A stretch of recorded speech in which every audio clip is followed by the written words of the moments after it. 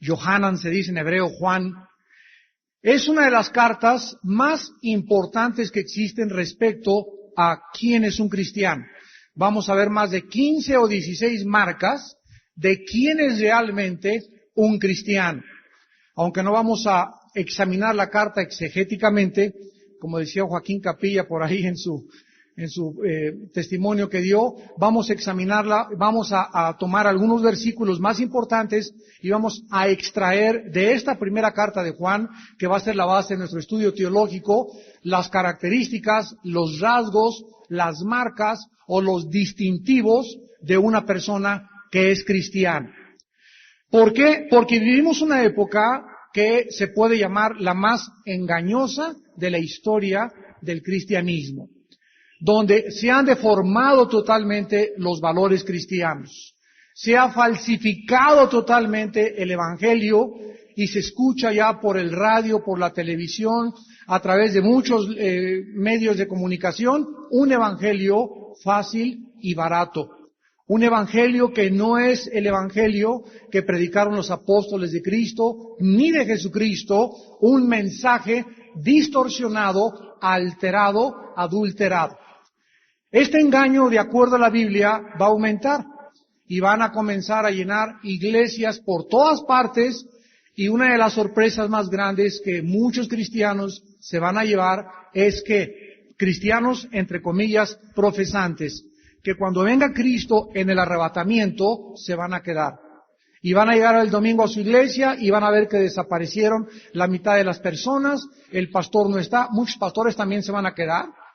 Y van a descubrir en ese momento que era verdad, se jalarán los pelos, muchos se consagrarán y muchos pagarán el precio siendo perseguidos por el anticristo. Esto es muy importante porque ahora se le llama cristiano a cualquiera que en la carretera se mata o se va a una curva, se le pone una cruz a cualquier muerto en la carretera y dice, aquí murió un cristiano. Cristiano se le llama a una persona que en la infancia la bautizaron, de acuerdo a su religión, o que hizo la primera comunión. Cristiano se le llama a cualquier persona que viene, por ejemplo, a una iglesia evangélica. Yo he recibido correos electrónicos que me dicen de Chile, de Argentina, señor Alducin, ¿por qué usted habló de la Madre Teresa diciendo que era cristiana? O sea, ha llegado dentro de la cristiandad y dentro de las iglesias evangélicas el falso concepto de que somos los únicos. De que fuera de la iglesia evangélica nadie se va a salvar. Y quiero decirles algo, esto no lo enseña la Biblia. Porque hay muchas personas dentro de la iglesia católica que se van a salvar. Aunque a ti no te guste. Y va a haber millones de las iglesias evangélicas que se van a quedar y que se van a ir al infierno. Entonces, el hecho que tú vengas a una iglesia evangélica cristiana no te hace ser cristiano. Y el hecho de que una persona en una religión como el catolicismo nunca haya oído lo que tú has oído, lo que nosotros hemos oído, pero Dios conoce su corazón y tuvieron una experiencia personal con Cristo y tal vez no tuvieron tiempo de crecer como nosotros, ni de oír más la palabra de Dios, están en el cielo. Solo Dios conoce los corazones. La Madre Teresa fue un ejemplo de una mujer que al final de su vida nunca volvió a mencionar ni la Virgen ni los santos, solamente hablaba de Jesús, de Jesús, de Jesús. Una mujer que se entregó totalmente a los leprosos, a vivir verdaderamente una vida piadosa, una vida, aunque no nos manda Dios a hacer esto y renunciar a todo, ella es un ejemplo de una mujer que renunció a todos los placeres de la vida. Le dijeron, oiga, Madre Teresa, váyase a Nueva York, mire, le hacemos un seminario para sus monjitas, con aire acondicionado, con colchones Simmons, con todos los beneficios y las comodidades del siglo XXI. Y ella dijo, del siglo XX, ella dijo, no quiero esto, mi vida está con los leprosos en la India. Entonces tenemos muchos ejemplos de muchas personas que nunca jamás han oído el Evangelio y que allá arriba nos las vamos a encontrar. Entonces esta carta de Primera de Juan nos va a ayudar a despejar muchas incógnitas, muchos interrogantes, para que recordemos el capítulo 2 de Romanos, donde Dios en Romanos 2 condena y juzga a los religiosos. Les dicen Romanos 2, ustedes tienen el sobrenombre de judíos, o tú te dices bautista, tú te dices presbiteriano, tú te jactas que traes la Biblia, tú crees que eres el único porque eres evangélico, y sabes una cosa, que estás totalmente equivocado. Porque nosotros tenemos que demostrar, no solamente porque nos bautizaron, porque venimos a la iglesia, porque asistimos a un culto, nos podemos aceptar ser llamados cristianos. Y esta carta, repito, nos va a despejar incógnitas y nos va a mostrar quién es realmente un cristiano.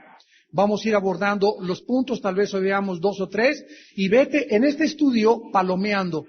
Si tú tienes estas marcas y estas características, si después de que acabemos, y son exactamente, vamos a ver cuántas marcas vamos a ver que encontré yo en 1 Juan, 16 marcas, 16 señales de quién es cristiano. Márcate todas las que tú creas que van de acuerdo a tu vida y las que no, ponte touch. Si tienes más de la mitad tachadas, no eres cristiano.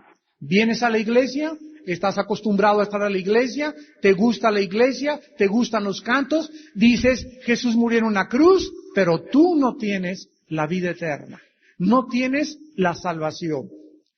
Antes de abordar esta carta, veamos en 2 de Timoteo capítulo 3, una alarma, una señal de alarma que el apóstol Pablo, mediante el Espíritu Santo, nos advierte en cuanto a la peligrosidad de los últimos tiempos que sin duda alguna tú y yo estamos viviendo.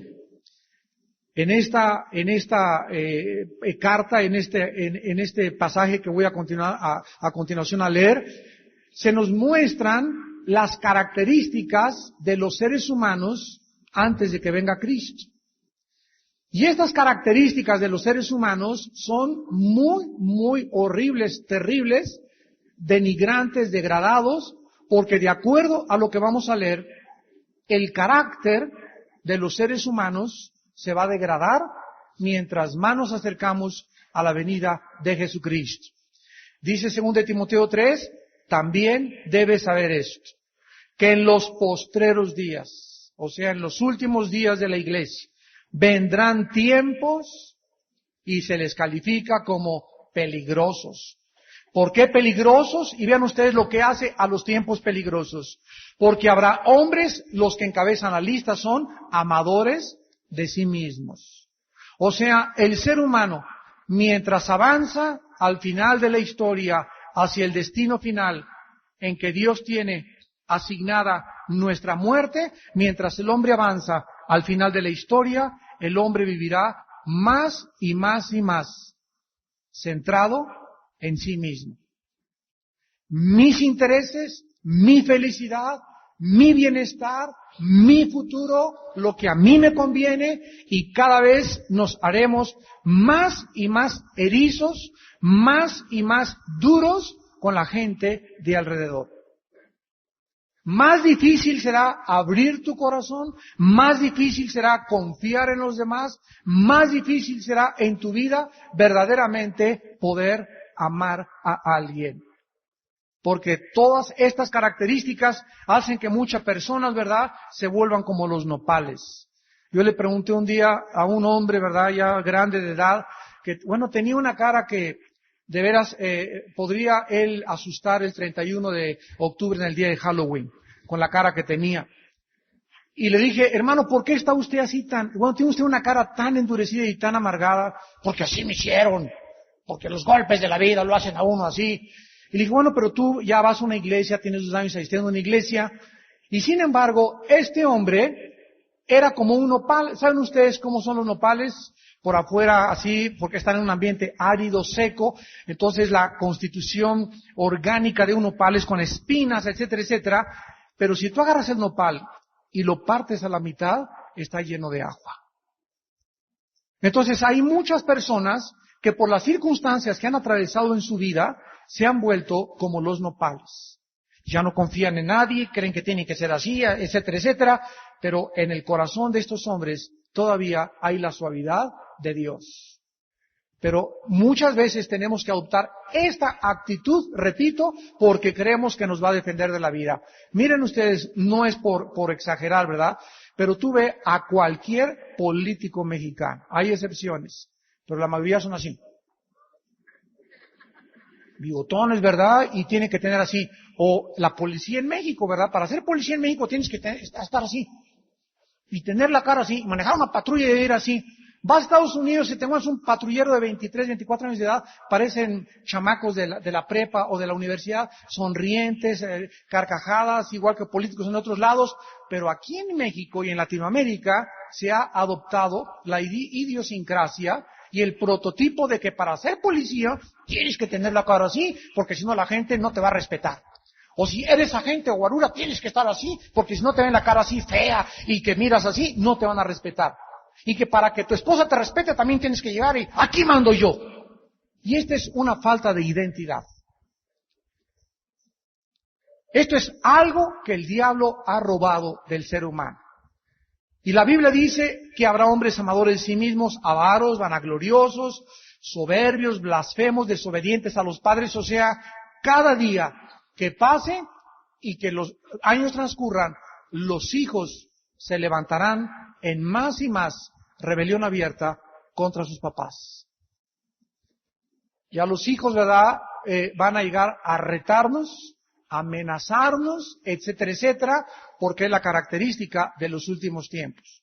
Yo recuerdo hace muchos años, no sé ustedes, pero me acuerdo cuando mi padre me dijo, tú llegas a las 10 de la casa, a las 10 de la noche a la casa.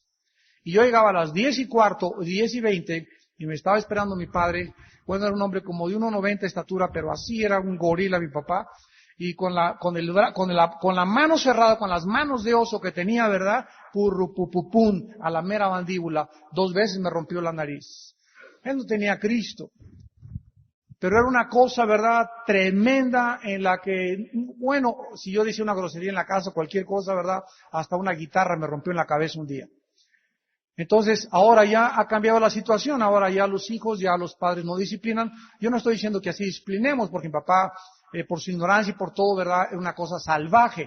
Entonces es casi era una dictadura. Ya cuando pasó el tiempo ya se suavizó, etcétera, etcétera.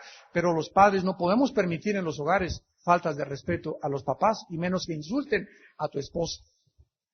Eso es algo que jamás podemos permitir, pero ahora se permite a los hijos hasta que metan marihuana y mota debajo de su colchón. Y el papá, mi nene, ¿qué anda me trayendo mi nene a la casa? Bueno, vamos pues a la carta a Juan y vamos a ver que esta situación del carácter humano se va a deteriorar, se va a degradar, va a aumentar conforme pase el tiempo y vamos a ver verdaderamente quién es realmente un cristiano. Muy bien. La primera característica que el apóstol Juan menciona, la primera marca distintiva de una persona que es cristiana, apúntala, es que tiene comunión con sus hermanos en la fe. Número 1. Un verdadero cristiano tiene comunión con sus hermanos en la fe. Vamos a examinarlo. Primera de Juan 1. Versículo 2 y 3, la vida fue manifestada y la hemos visto. Esta simple oración le funde los fusibles a cualquier filósofo. Juan escribe que la vida, ¿qué es la vida? O sea, no hay una definición todavía, ni científica, ni filosófica de la vida. ¿Qué es la vida? ¿Algo orgánico? ¿Algo celular? Algo que podemos ver a través de los 5 sentidos. ¿Qué es la vida? Y nos está diciendo este apóstol que la vida, o sea, todo lo que hace vivir, todo el origen, por ejemplo, si yo hablo con un evolucionista, me dice que venimos del chango.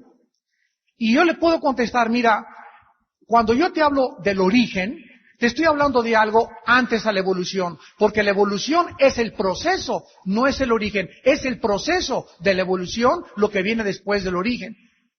Entonces, el problema de un evolucionista no es que cómo la vida surgió, sino cuál fue el origen verdaderamente, y después ellos abordan el problema de la evolución. Pero cuando hablamos de los orígenes, es antes de la evolución, o sea, cómo se originó la vida, porque la nada no puede producir nada.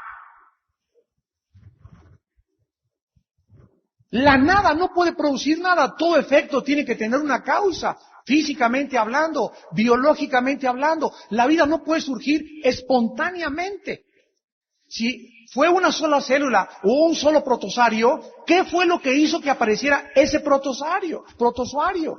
¿Y qué hizo? Que hubiera un programa para que las aves tuvieran ese plumaje y pudieran volar, para que las cabras monteses tuvieran pezuñas y pudieran sobrevivir en las faldas de una montaña, para que los anfibios y los peces pudieran tener un sistema branquial solamente diseñado para vivir debajo del agua, para que nosotros cortáramos una manzana y resulta también otro accidente que la manzana tiene las características, las vitaminas esenciales que mis órganos, mi hígado, mis riñones, mi vesícula, mi estómago tiene, los jugos que mi estómago tiene, los tiene la manzana, la pera, las legumbres.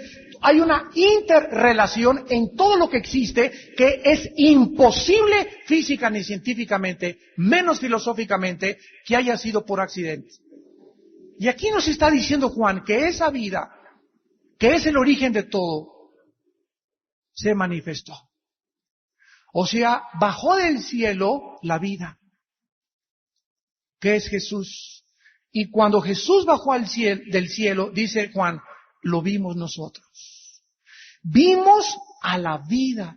¡Qué declaración! Somos testigos de que la vida, el origen, la razón por la cual tú y yo existes, la vimos con nuestros ojos. Y como la vimos con nuestros ojos, la testificamos a ustedes. Y entonces les anunciamos a todos ustedes la vida eterna. O sea, la vida bajó del cielo, caminó entre los hombres que fue Jesucristo, y el propósito por el cual Dios mandó a su Hijo del cielo a la tierra es para que un grupo de hombres llamados los apóstoles lo pudieran ver.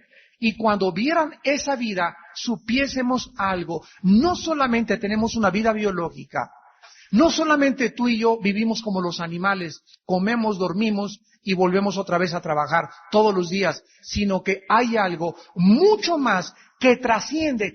Los animales no entienden esto. Jesús no vino a manifestarse a los animales, vino a manifestarse a los seres humanos pensantes que fuimos creados a la imagen y semejanza de Dios, para que comprendiésemos que aparte de esta vida biológica que tú y yo tenemos, existe otra vida que se llama la vida eterna, que vamos a seguir viviendo siempre. Y en ese momento, cuando yo capto este mensaje de que hay otra vida después del túnel que atravesamos, que es la muerte, y que lo que vemos es temporal y transitorio, y que somos peregrinos en esta vida, eso hace forzosamente cambiar mis perspectivas, mi filosofía, mis metas, mis valores, mi moral, mi dirección, mis sentimientos. ¿Por qué? Porque ahora yo sé que no es todo lo que yo veo lo único que vale, y que no tengo por qué en este momento vivir solamente para esta vida, sino que hay otra vida esperándome, y que es la vida eterna. Ahora, noten ustedes el propósito por el cual Jesús se hizo hombre y se manifestó como la vida, y el principal propósito de Dios, que es la primera marca de un cristiano, es para que tengamos comunión, léelo, los unos con los otros. Versículo 3, lo que hemos visto, eso nos anunciamos para que ustedes tengan comunión unos con los otros. O sea, Cristo baja del cielo. Los apóstoles ven la vida porque Paquito y yo teníamos, no solamente entre yo y yo había una barrera, sino que entre todos los seres humanos, esta es la razón por la cual está padre contra hijo, hijo contra padre, esposo contra esposa, guerras, la historia humana es de puras guerras, porque entre los seres humanos no hay nada en común. La palabra comunión, en el griego koinea, significa tener algo en común que compartir. Entonces, Cristo entra a mi vida. Por favor, pasen 2 voluntarios aquí rápido, muchachos. Los que sean, 2 voluntarios.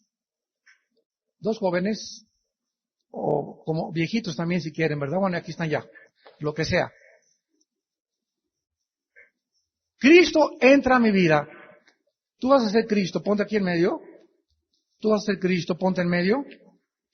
Tú vas a ser Paco, eres un amigo nada más. Mirando hacia allá, así. Ok, Él es Cristo. Él viene a mi vida, ¿verdad? Yo recibo a Cristo en mi vida. Y en ese momento, Él también recibe a Cristo en su vida. Agárralo de la mano.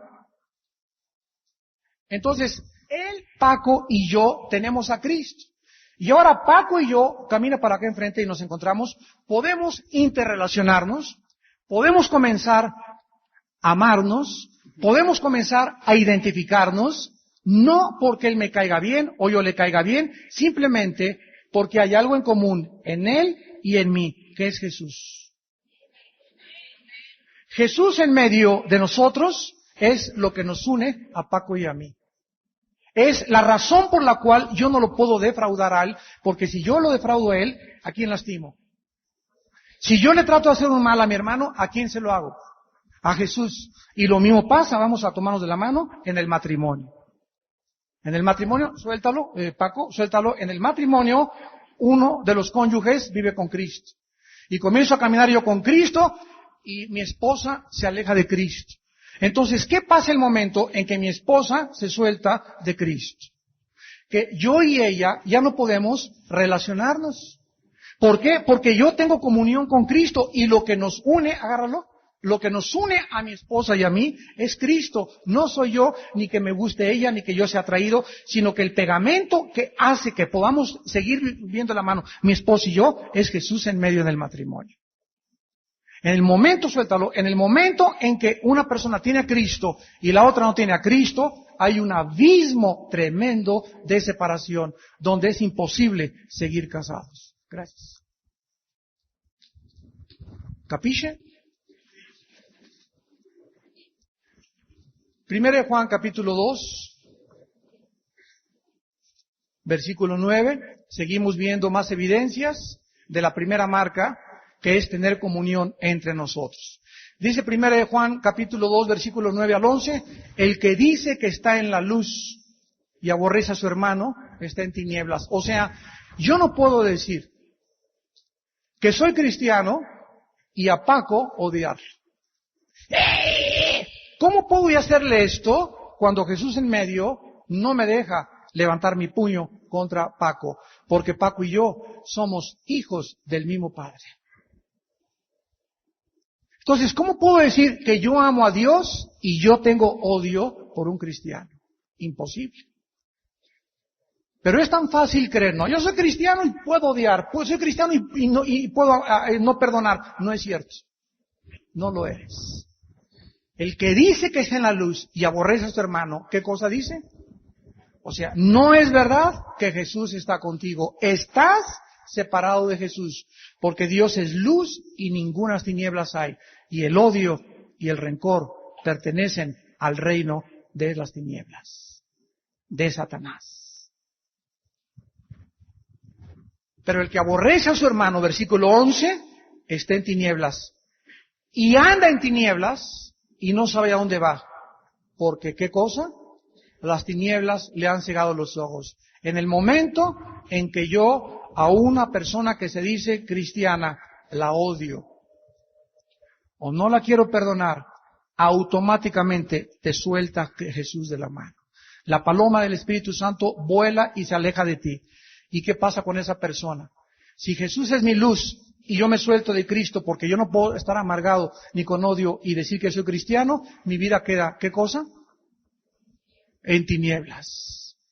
¿Y qué cosa pasa cuando una persona está en tinieblas? No sabe por dónde va. Y ¡paz! Te caes. Y ¡paz! Te tropiezas. Y te caes en las espinas. Y te caes en las cuevas. Y te muerden las serpientes. ¿Por qué? Porque no tienes luz. No tenemos luz propia. Nuestra luz es Jesús. Vayamos ahora a Hebreos, capítulo 10. Y vamos a ver que el cristiano verdadero, repito, comienza a buscar a qué hermano amas, a qué hermana amas, con un amor de Dios, no un amor físico, desde luego. Comenzamos a manifestarlo teniendo compañerismo en la fe. Yo tenía hace mucho tiempo una familia que vivía en cierta parte de la República Mexicana. Y yo me decía a la esposa, oiga, pastor, ¿usted cree que mi marido es cristiano? Una vez me habló por teléfono y le contesté y le dije, le voy a dar la primera marca en 1 Juan de un cristiano, tener comunión con los hermanos. ¿Tiene su esposo? Le pregunté a esta hermana, ¿tiene su esposo amigos cristianos? A ver, déjenme pensar, no dice, francamente no. Bueno, va a la iglesia, pero ¿así amigos con los que salga y le gusta estar con cristianos? No. Le dije a su esposo, no tiene a Cristo. Porque la primera marca de un cristiano es que estás a gusto con los cristianos. Dice Hebreos 10, versículo 24 y 25. Hebreos 10, 24 y 25. Y considerémonos unos a otros para estimularnos al amor y a las buenas obras, no dejando de congregarnos. No dejando de congregarnos como algunos tienen por costumbre. Cuando tú oyes, Jorgito ya no viene a la iglesia o Paquita no va a la iglesia, a ninguna iglesia vaya. Porque el hecho que no vengan a esta iglesia no significa que ya perdieron la salvación. Hay iglesias o denominaciones que dicen que si no te quedas en esta iglesia, la maldición te va a alcanzar porque esta es la única iglesia. ¿Sabes qué? Es una secta, eso no es una iglesia. Porque somos miembros del cuerpo y bebemos de la misma agua. Mientras sea otra iglesia cristiana donde vayas, no hay ningún problema. Pero si por ahí oís que algún cristiano ya no va a ningún lado, ni asiste a ningún lado, en ese momento tú sabes que esa persona es una oveja perdida. Es una oveja perdida. Y te acercas a esa persona y le dices, oye, ¿por qué no vas a la iglesia? Pues porque no necesito. ¿Y sabes lo que te contestan? Jesús es mi pastor. O sea, claro que es tu pastor, contéstale. Pero dice la Biblia en Efesios 4:11 que Dios puso pastores aquí abajo en la tierra para ayudarnos, alentarnos, dirigirnos, consolarnos y usar la palabra para nuestra sabiduría. Entonces no te la saques con eso, pues Jesús es mi pastor y no necesito a ninguna iglesia, porque no existe ninguna iglesia en el mundo donde no se asemeje a un rebaño de ovejas. ¿Saben por qué se nos compara con las ovejas y no con los venados? Y no con los leones, y no con los tigres, ni con los antílopes, ni con los hipopótamos. De todos los animales que existen, Dios escoge un animal en peculiar que son las ovejas. Como Dios creó todos los animales y como Dios le puso a cada uno de los animales diferentes características, Dios nos asocia con las ovejas para que estudiemos la vida de una ovejita y descubramos, ¿se acuerdan cuando predicamos el Salmo del Pastor? Todo el Salmo del Pastor está grabado.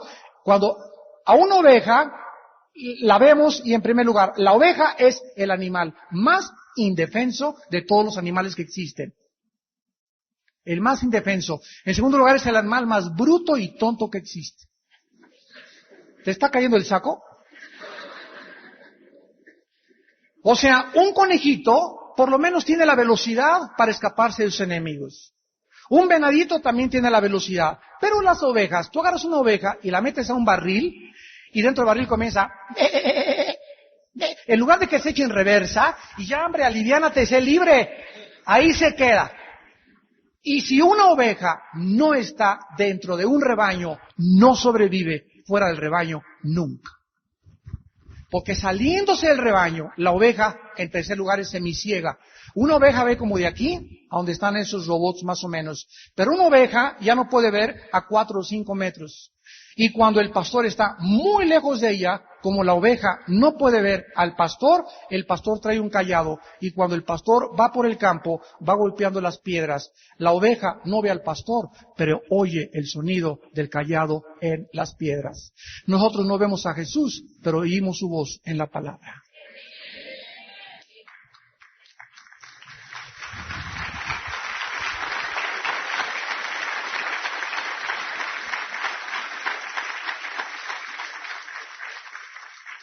Si no nos consideramos Hebreos 10, 24 y 25 y no dejamos de congregarnos, dice la Biblia, exhortándonos y tanto más cuando veis que aquel día se acerca.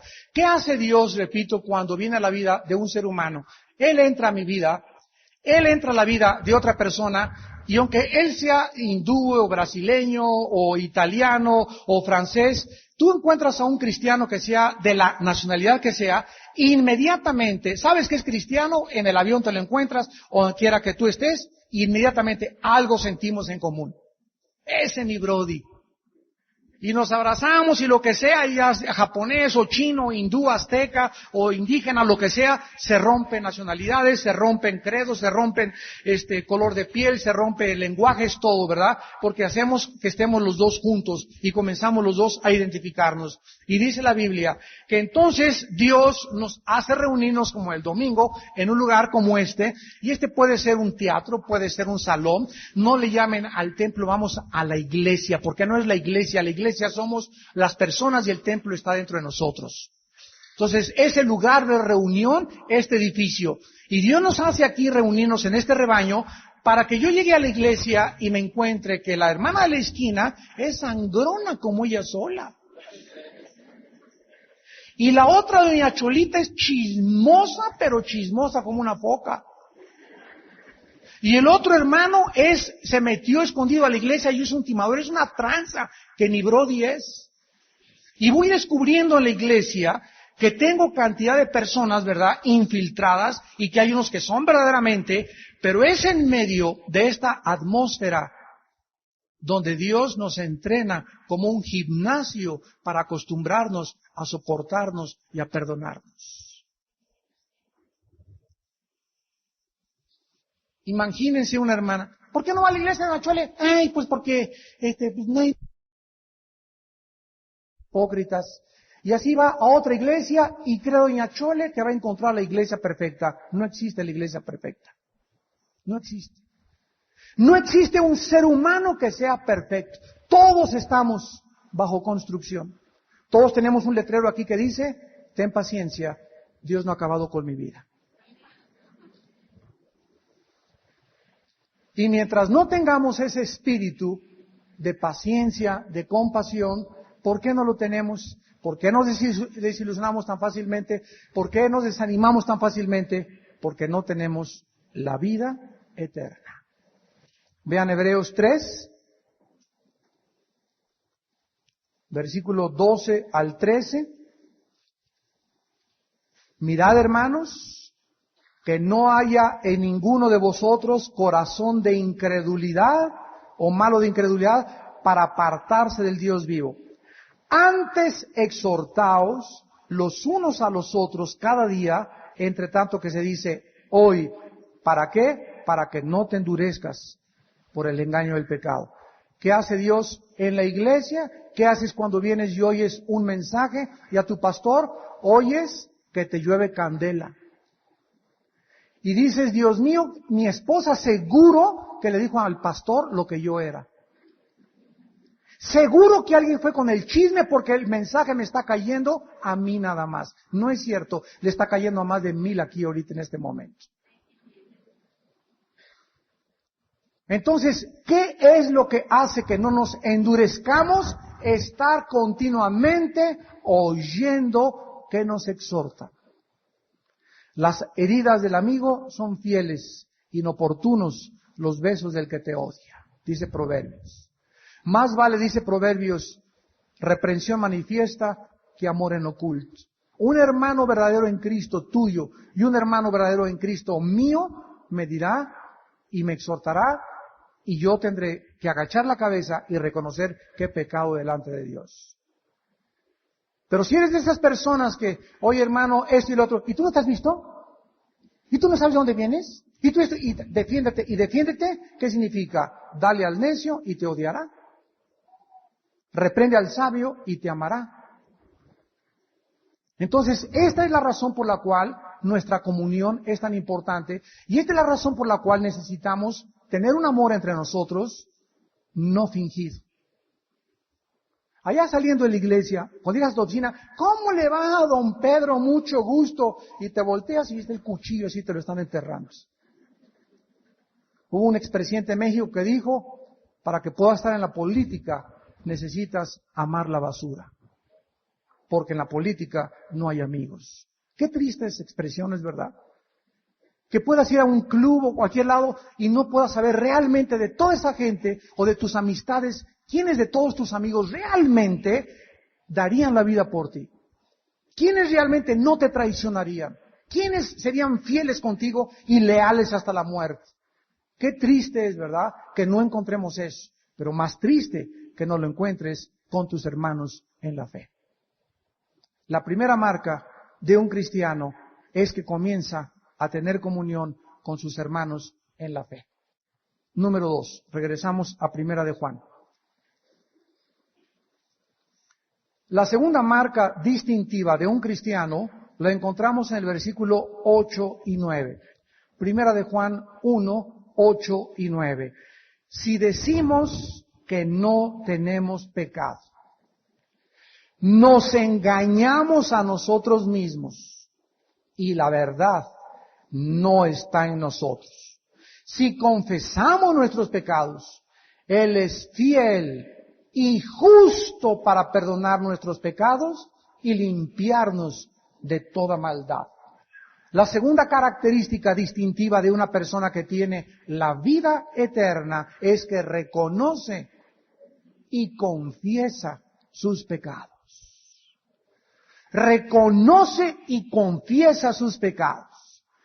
Cristo no solamente vino a manifestarnos su vida, no solamente, como hemos visto, vino a unirnos en una nueva dimensión de amor, de comprensión y de comunión, sino que Cristo también vino a que nosotros reconociésemos continuamente que la cruz nos desafía. La cruz desafía mi sabiduría, la cruz desafía el concepto que tengo yo de mí mismo, la cruz desafía mi bondad y lo buena gente que yo creo que yo soy.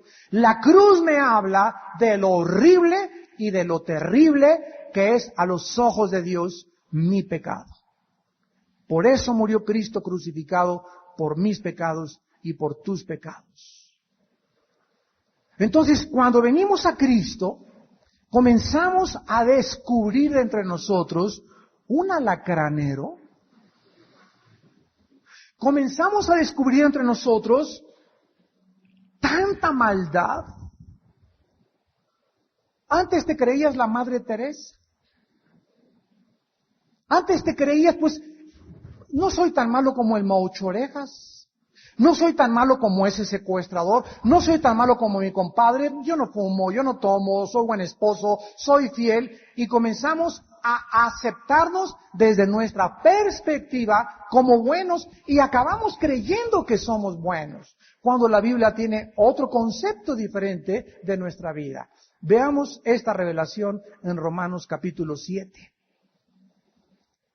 Escuchen ustedes lo que escribió un hombre llamado Pablo, el león de Dios, el apóstol de Dios, el gran evangelista, misionero, predicador, apóstol, el grande santo de los más santos después de Jesús, se dice, ¿verdad? La mayor parte de los teólogos estamos de acuerdo en que después de Jesús, Pablo ha sido el más grande de todos los cristianos de la historia de la iglesia.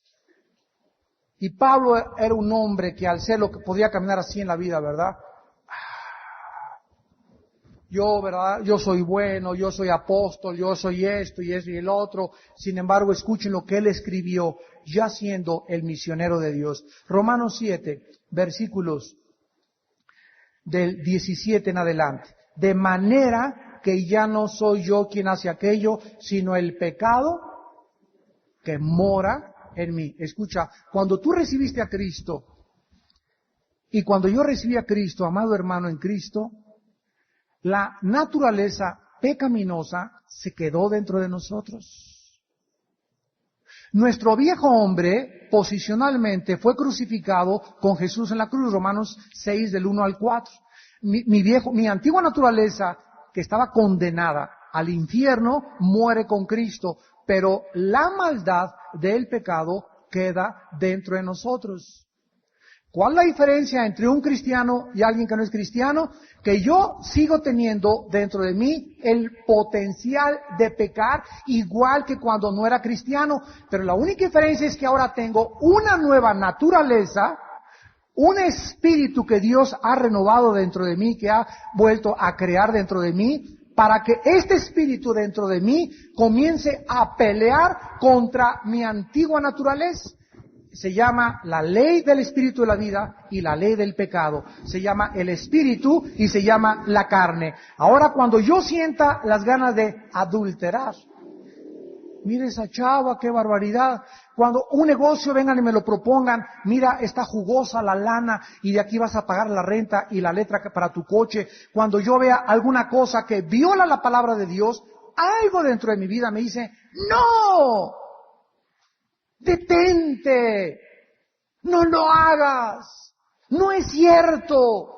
Es una mentira, es un anzuelo, es un oasis que no existe, porque el engaño, el pecado tiene la facultad de engañarnos. Si el pecado no nos engañara, nadie caería en él. Entonces, el engaño es el peor engaño, el pecado es el peor engaño que existe. Entonces, algo dentro de mí me dice, no lo hagas, estás casado, tienes hijos, puedes echar a perder todo, puedes arruinar tu matrimonio, puedes traumar a tu esposo, a tu esposa por 10 años en el futuro, puedes acabar con tu carrera, puedes acabar con tu ministerio, no lo hagas por media hora de placer. Tu novio te dice, ven mamita, ven mamita, ven mamita, no lo hagas, te grita Jesús dentro de nosotros, no lo hagas, no te acuestes, vas a embarazarte, vas a echar a perder toda tu vida por media hora, que cediste a tus impulsos, no vale la pena. ¿Y qué pasa dentro de nosotros cuando comenzamos a decir, sí Señor, te obedezco, no lo hago, y sientes que te tragas y que te gustaría esa lana y ese cuerpo de esa mujer y esa aventura, pero comenzamos a decirle, no, no, no, no, no, esto es el decirle no al pecado, lo que nos hace crecer en santidad. ¿Qué es la santidad? El alejamiento cada vez más lejos y más lejos del pecado.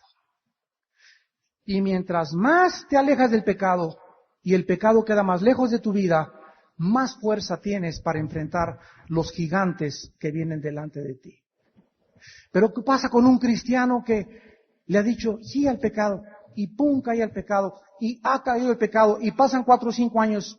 Se va a enfrentar con pecados más grandes y cuando tú llegas, esta es la tragedia, cuando tú llegas a tu vida a enfrentar gigantes y problemas en tu vida y no venciste al león ni al oso en el pasado, no vas a vencer a Goliat. Y tu vida se va a derrumbar como un castillo de naipes. ¿Qué capacitó a David para enfrentarse con Goliat? Que en el pasado se enfrentó a un león, o sea, Dios no le puso a David de la noche a la mañana a Goliat. Primero, en su primera prueba, le puso un león y le ganó. En segundo lugar, le puso un oso y le ganó. El hecho que David le haya ganado al león y al oso, lo preparó para enfrentarse con un gigante de casi 4 metros de estatura. ¿Qué es lo que nos va a hacer vencer en la vida con los problemas cada día más grandes que vamos a enfrentar? Que en nuestro pasado, la semana pasada, el mes pasado, vencí enemigos. Y ahora estoy más fuerte para vencer a los que vienen por delante. Ahora, cuando nosotros reconocemos esa maldad dentro de nuestra vida, Señor, regresamos a 1 de Juan, ¿y qué dice 1 de Juan? Versículo 8. En primer lugar, si decimos que no tenemos pecado, ¿qué estamos haciendo? ¿Qué estamos haciendo? Vivir engañados.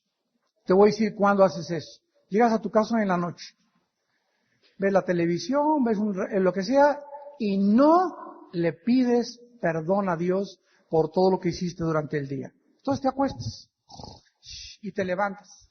Todas esas cosas de las cuales no te arrepentiste, o sea, al llegar a tu cama y acostarte y no decirle, Padre, he pecado contra ti. Hoy hubo una mujer que miré con ojos de adulterio. Señor, ¿para qué te engaño? Tú lo sabes. Hoy, Señor, hice esto y me llevé boletos del desayuno y no los he pagado. Y me estoy haciendo el concho. Señor, te confieso que he hecho esto, que tomé un dinero que no era mío. Hoy, Señor, hablé y lastimé la reputación de mi hermana. Si todos los días, amados santos de Dios, no reconocemos que hemos pecado en diferentes áreas de nuestra vida, mientras más pase el tiempo, menos sensible serás a la voz del Espíritu Santo y más duro estará tu corazón en cuanto al pecado. Entonces, si tú dices que no has pecado, o sea, no tienes que decirle, no he pecado. Acostarte en la noche, sin ponerte rodillas y examinar tu corazón, y decirle, Padre, Espíritu Santo, recuérdame desde que me salí de mi casa, ¿cómo salí? Le grité a ese de tránsito. Le recordé el 10 de mayo en el periférico a esa persona. Y comienzas a recorrer tu vida en 3 o 4 minutos, el Espíritu Santo te va a iluminar para que saquemos de nuestra vida todo lo que se nos pegó de contaminación en el día y me acueste en la noche sabiendo algo maravilloso. Versículo 9. Si los confieso. Apunta la palabra griega para confesar que es homologeo con H. Homologeo. ¿Saben qué significa confesar? Apúntalo. Ponerte de acuerdo con alguien de algo que has hecho. ¿Qué es confesar? Señor, me pongo de acuerdo contigo porque tú le llamas a ese lápiz que me llevé sin permiso robo. Nada. Señor, yo me pongo de acuerdo contigo que mirar a una mujer, no necesito acostarme con ella, mirar a una mujer y tener esa mujer en mi corazón es adulterio. Padre, me pongo de acuerdo contigo que lo que yo soy un adúltero ante tus ojos, Señor. Esa honestidad nuestra, esta sinceridad nuestra, esta integridad de nuestro carácter hacia Dios es lo que hace que Dios nos perdone. Si lo echamos fuera, si lo confesamos, si nos ponemos de acuerdo con Dios que lo que Él llama pecado, yo también le llamo pecado, Él es fiel y justo. Versículo 9. En otras palabras, ¿fiel a qué cosa?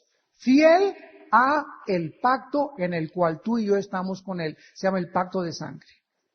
¿Y qué dice ese pacto de sangre? En Hebreos, Ezequiel 35-36, Hebreos capítulo 8, que nunca Dios se volverá a acordar de nuestros pecados. Si yo los confieso, Él es fiel. Imagínense, Dios no puede tener ni pizca, ¿verdad?, de deslealtad, sino que es un Dios fiel, que si yo lo confieso, Él es fiel al pacto en el que estoy yo. Y en segundo lugar, es justo. O sea, gracias a la muerte, a la justicia de Cristo en la cruz del Calvario, está y existe una plataforma, una base, un trono judicial para que Dios otorgue un perdón. Dios no perdona a nadie por su chula cara. El otro día me decía un señor de una religión, nosotros tenemos la facultad de perdonar pecados. Le dije, eso es una blasfemia. ¿Por qué? Porque solo Dios puede perdonar pecados. Y cuando Dios perdona pecados, no es, ay, Señor, perdóname, ya no lo vuelvo a hacer, Señor. Y te pido, me voy a ir a la villa durante 15 días, ida y vuelta arrastrándome. Te prometo acostarme en una cama de nopales, Señor. Me voy a meter un hormiguero para que me piquen todas las hormigas y veas cuánto sufro, Señor. Y me voy a cargar un leño aquí atrás en la espalda y no voy a comer en 40 días, Señor, para que tú veas todo lo que estoy haciendo y me perdones. No existe nada de acuerdo a la Biblia que nosotros podamos hacer aquí abajo en la tierra para recibir el perdón más que la sangre de Cristo. Entonces, para que Dios perdone, necesitaba un hombre morir en una cruz. Y gracias a esa sangre derramada en la cruz del Calvario, existe una plataforma judicial para que Dios pueda adjudicarle a los seres humanos que somos nosotros, que no merecemos una justicia que no merecemos, es una justicia que es imputada de la persona de Cristo a mi vida. Y lo maravilloso para terminar en el versículo 9 es que Dios no solamente nos perdona, obsérvalo, sino que también nos limpia. Vean ustedes, dos acciones de Dios. El niño cayó en el lodo es el pecado. Y llega Pepito con su papá, papá, mira cómo estoy. A Pepito le esperan dos cosas. En primer lugar, una cintariza o un castigo. Y después a la regadera. ¿Verdad? Porque Pepito no va a llegar solamente lleno de lodo y, bueno, ya te perdono y te quedas ahí mugroso. No. Lo primero que hay que hacer es quitarle el lodo. Lo primero que Dios nos hace es limpiarnos, perdonarnos perdón. O sea, quita de un lado la culpa. Y después nos limpia con la sangre de Cristo. ¿Y saben lo que significa limpiar? Yo agarro mi camisa esta la meto a la lavadora ahora de la suciedad que se me pega, la meto a la lavadora y me la pongo mañana y está totalmente limpia. Y no voy a andar con mi camisa diciéndole, esta camisa hace 3 días estaba sucia.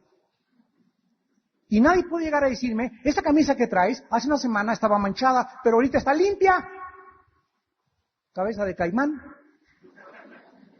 Y así hay cristianos, ese hermano cayó en adulterio hace 3 semanas, pero si ese hermano confesó y se arrepintió, está limpio ante los ojos de Dios. Y no tienes por qué andar con culpa en tu vida. Nosotros tenemos en esta iglesia un ministerio de restauración de líderes también. No se imaginan ustedes, no menciono cuántos pastores vienen a esta iglesia, que los corrieron de sus iglesias porque fornicaron, porque cayeron en adulterio. Y claro que hay por un tiempo de disciplina, pero Dios no deja siempre tirado al justo, porque Él sostiene su mano, derribado pero no destruido. No tienes por qué vivir toda tu vida con la marca de que la sociedad te condenó y te juzgó, cuando Dios ha dicho, te perdono.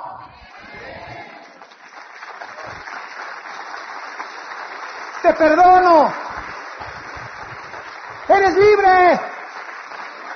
¡Sé libre! Ya te embarazaste, muchachita, ya la regaste. No tiene la gente por qué estarte carroñando toda la vida. ¿Cuántas muchachas caen en ese pecado y las marcamos y hablamos y las juzgamos y murmuramos? ¡Fariseos! ¡Fariseos! Toda persona que viene a la cruz es limpiada y lavada por la sangre de Cristo y merece nuestra consideración y merece nuestra restauración y merece que lo volvamos a abrazar, porque nosotros mismos en cualquier pecado de eso, cualquier día caemos. ¿Qué te crees mejor? ¿O más justo que otras personas? ¿O que amigas tuyas que se han embarazado o amigos tuyos que han caído en las drogas, o de tu compadre que se emborrachó anoche y lo encontraron en Garibaldi a las 2 gritando el caballo del corrido blanco, el cabello blanco? A mi compadre anoche, ¿qué crees? Se emborrachó. Pues ve con él, ese mi Pepe. ¿Qué te pasó anoche, hombre? Vengo aquí a darte la mano. Si caíste en el alcohol es porque estabas débil. Déjame echarte la mano, déjame ayudar. Si tu compadre te dice, lárgate, no te quiero ver, entonces ya te vas, pero tú te limpias tu conciencia. Pero antes de juzgarlo y hablar de tu compadre que estuvo anoche en Garibaldi, ¿ya le ofreciste levantarlo? A esa muchacha que cayó en pecado, antes de hablar, ¿ya le viste la pancita? ¿Ya le viste ya fuiste con ella y le dijiste, mijita, ¿qué te pasó? Pues estás arrepentida, ¿sí? Vente, queremos ayudarte y cuando tengas tu bebé, vamos todos a estar junto contigo. Esa es la compasión de Jesús y la misericordia que Dios nos ha enseñado a tener a todos los que reconocen su pecado. Oremos. Bendita gracia de Dios, sublime gracia. Sublime gracia del Señor, que a mi pecador salvó. Fui de goma.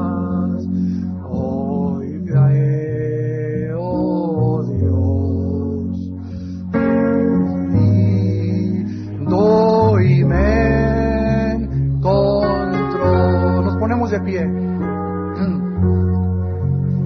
Sublime gracia del Señor. En esta mañana,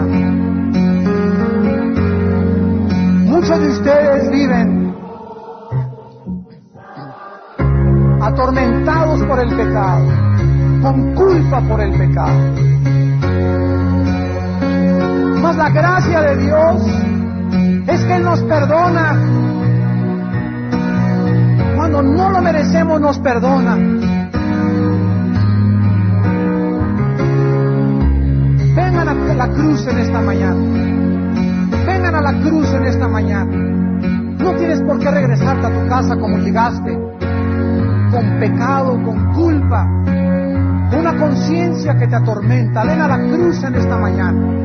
En esta tarde, todos ustedes que quieran en este momento recibir el perdón de Dios y la gracia de Dios, pasen aquí adelante. Pasen aquí adelante. Vengan a la cruz en este momento. Ven con todos tus pecados. Así sucio como estás, sucia como estás, hay perdón en la sangre de Cristo. Vengan aquí, vengan a ser libres. Mirando hacia acá, mirando hacia acá. Sean libres de la culpa en esta mañana. Sean libres del poder del pecado. Sean libres de esa conciencia que nos atormenta por la ignorancia de la sangre derramada en la cruz. Oh bendito Padre, gracias, porque todos te hemos ofendido. Todos somos pecadores. Ninguno es mejor que otro. Todos merecíamos el infierno. Todos merecíamos la condenación.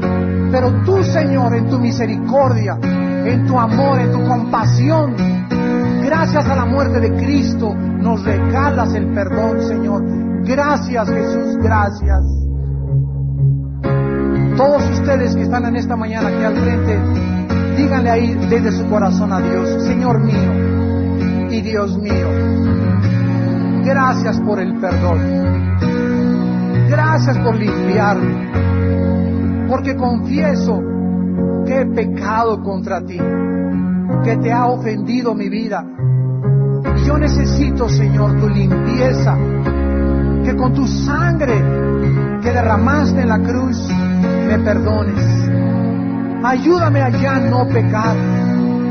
Dame la fuerza en el poder de tu Espíritu para santificarme, para aprender a decirle al pecado no cuando él me venga a tentar, para decirle no a todas aquellas cosas que tú odias y que solo lastimarán mi vida y me autodestruirán.